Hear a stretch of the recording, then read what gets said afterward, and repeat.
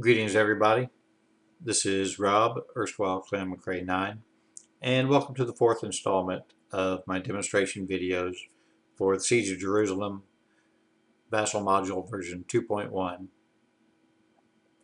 In this video, we're going to be covering the following three topics: how to send units to the dead pile, how assault period casualty points are accumulated, and how the replacement draw piles work.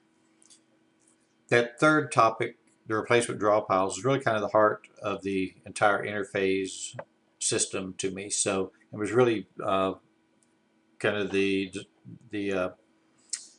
main reason that I dove into this latest update. And I think I've developed a fairly elegant way to do this as opposed to the old-fashioned system of using pen and paper or calculators or Excel files to go through this fairly complex interphase system. So let's take a quick look at how this is all done. So starting with sending units to the dead pile, let's bring out some Romans here. I'm going to bring out a leader and some infantry, cavalry, and some artillery. And on the Judean side, I'm going to bring out a leader and let me bring out several here because you really need a lot of units here to demonstrate how the calculations are actually working. So just bear with me. I'll have to bring out some more Romans too as well. So trying to get a stack of somewhere in the 20s.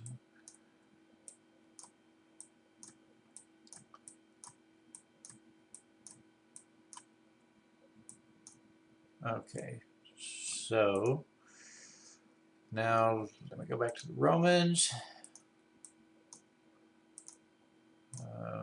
Light infantry, let's kill a bunch of those. It doesn't really matter. Oop. Let me borrow this guy back.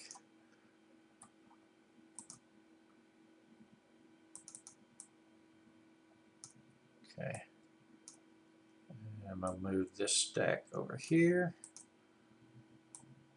And then get back to adding these guys. Okay.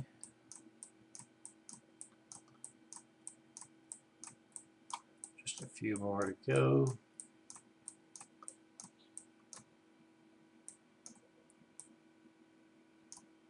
Okay, so let's go ahead and send these guys to dead pile. You just right click on any unit. For the Judeans, we'll say send to dead pile. Send this stack to. I'm going to send the Judean leader to the Judean leader dead pile. Roman units to the Roman dead pile. And Roman leader to Roman leader dead pile. Okay, let's look to see exactly where these guys all went. So here's my Romans in the Roman dead pile, my Judeans in the replacement random draw pile, which doubles as the Judean dead pile. Here's my Roman leader in the Roman leader dead pile, and my Judean leader went back to his place on the scenario board. The reason these guys all go to different locations is because they all serve different functions once they're dead. Some get calculated against for victory points. Some get thrown directly into the draw pile, which would be the Judean units. And the Romans, for instance, go into the dead pile to be calculated first, and then they go into the draw pile. So a little bit different way that each one of these units is handled. You don't have to worry about that. The Vassal module sends them automatically to where they're supposed to go. So let's start advancing the turn indicator up here until we get to late in the assault period, the first assault period here, And we'll see as we make the transition into the interphase period that these assault point casualty victory points are going to be added in. So let me get to the end of turn 10.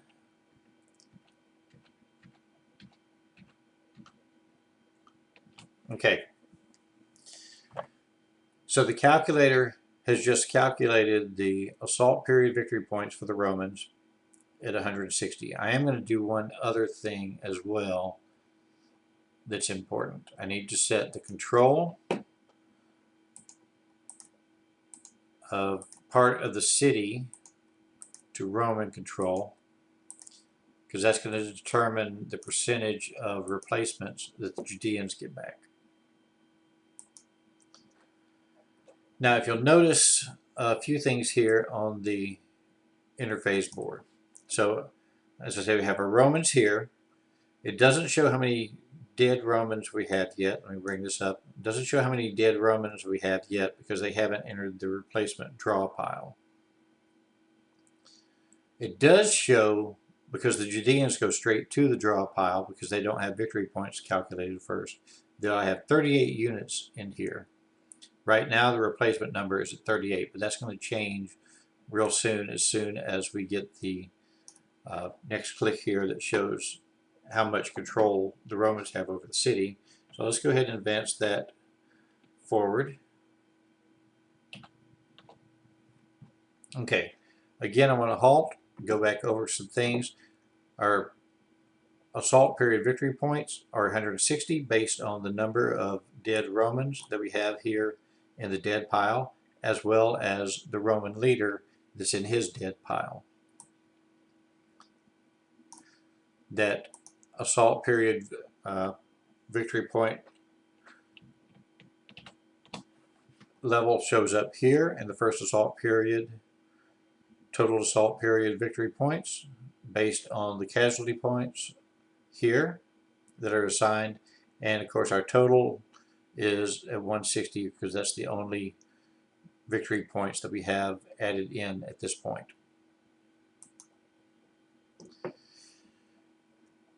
And I'm going to zoom in on the interface board here real quick so you can see what's going on. Let me get it scrolled over. So this interface board is really busy.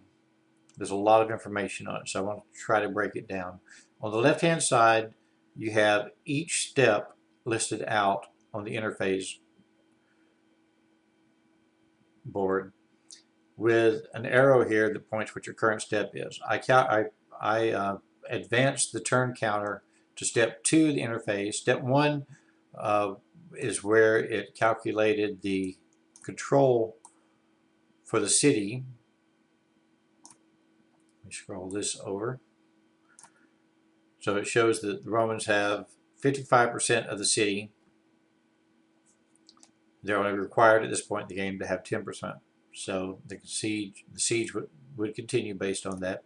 And then I incremented it up to step 2, calculate victory points to Judeans for Roman casualties, and that's what sent these numbers here and here to the victory points scorekeepers. I'm going to advance forward a few steps. Judean escape units will be calculated. We'll talk about that later in another video. Redoubts we talked about in the previous video. And I'm going to advance up to step 9 real quick. Step 9 is calculate Judean replacements to be randomly drawn from the dead pile. Per 18.6, draw and set aside all fresh. So let me minimize this back down now.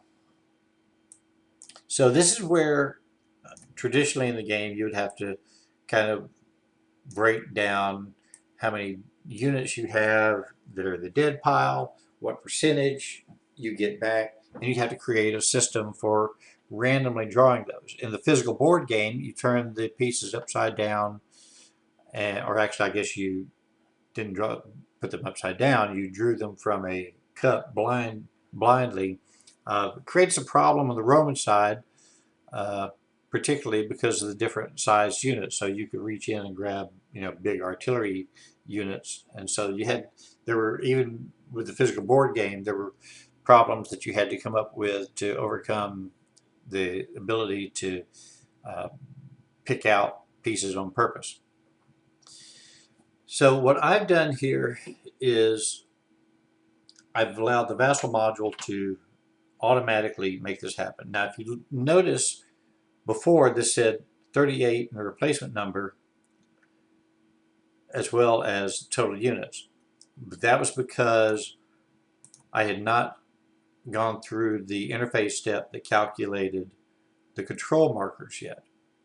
So now that the interface steps have told the interface board what percentage of the city the Romans control, it knows how many Judean units to calculate for return.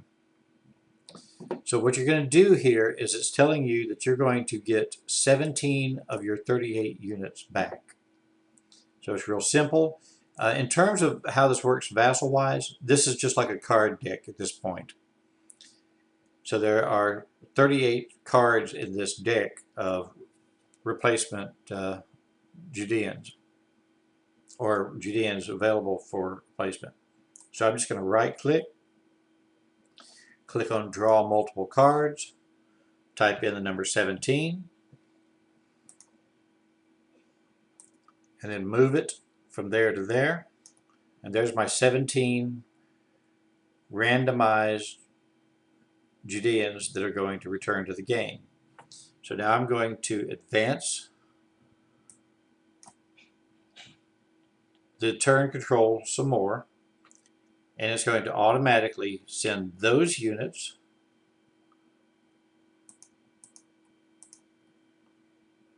to the Judean dead pile for additional reserves if you need them.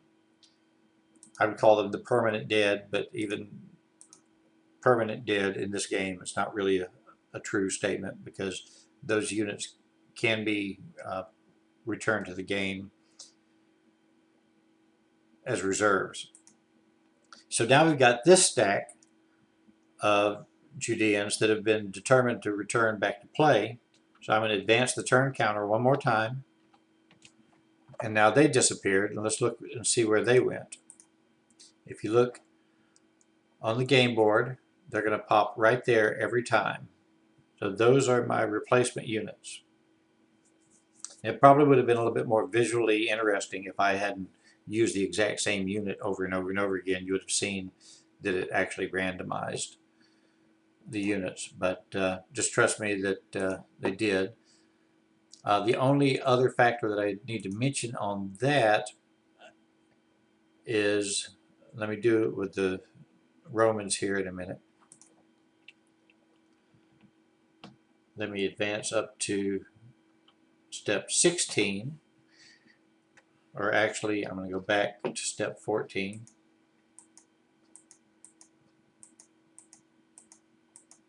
And step 14, we'll zoom in on it, is when the Romans declare a number of weeks of preparation for the next AP victory points are noted. Oop, one size too small. Okay, so what we're going to do here, I'm going to zoom in a little closer so you can see, was we're going to set the initial weeks of preparation. So let's say the Romans start out with 3 weeks of initial preparation. And then going back to the turn counter, now we're going to increment up to step 16. And in this process, once again, the Romans determined at step E, Roman must declare if assault period will begin or if he will delay 1 week. So let's say that he delays another week, and you can see that it's calculated the total weeks to be 4 at this point. So now I'm going to advance the interphase up to step 24, which is the Roman replacement stage, similar to the Judean, but slightly different because the Romans are sitting over here in their dead pile. So I'm going to advance the Romans into the replacement draw pile. The same thing we saw before with the Judeans. It's telling me there are 33 units. Now this would be shown a little bit better for the Romans since I've got a better variety of units in here than I did with the Judeans. So I'm going to shuffle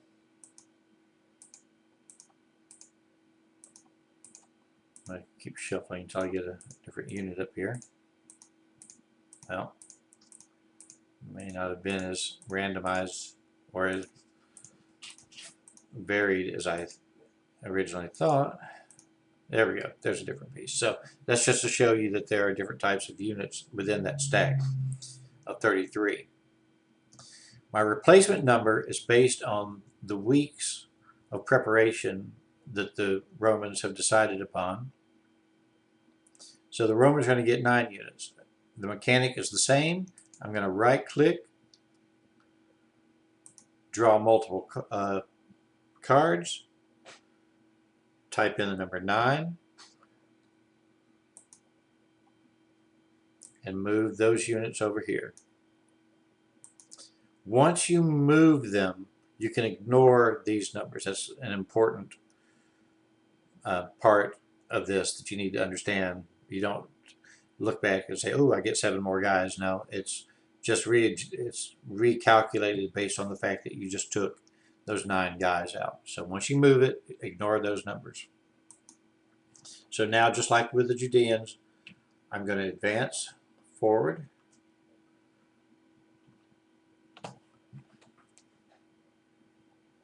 And let's see where they went.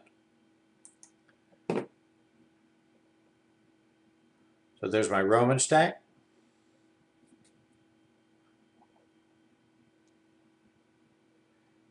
And you can see there are 9 units there. And then my Roman permanent dead went here on the scenario board to the Roman permanent dead. My Roman leader was returned to the campaign board as well.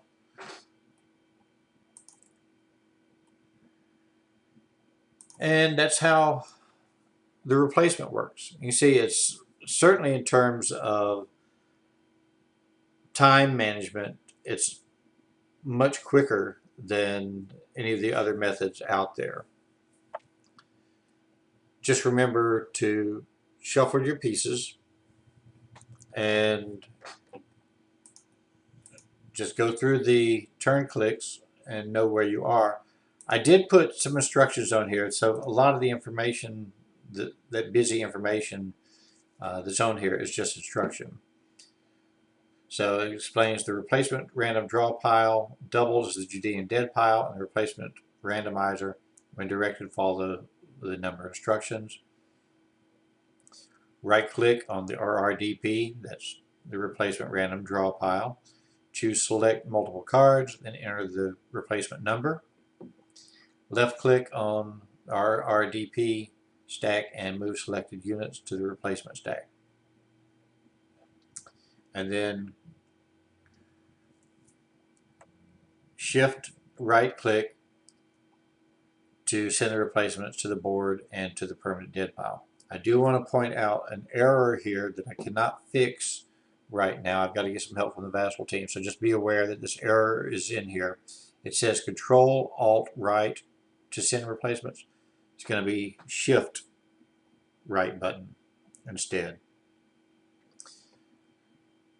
Okay, so that's how to send units to the dead pile, how assault point casualty points are added, and how the replacement draw piles work. I hope that makes sense. If you have any questions, you can email me at clanmccrae9vassal@yahoo.com. Until next time, thanks.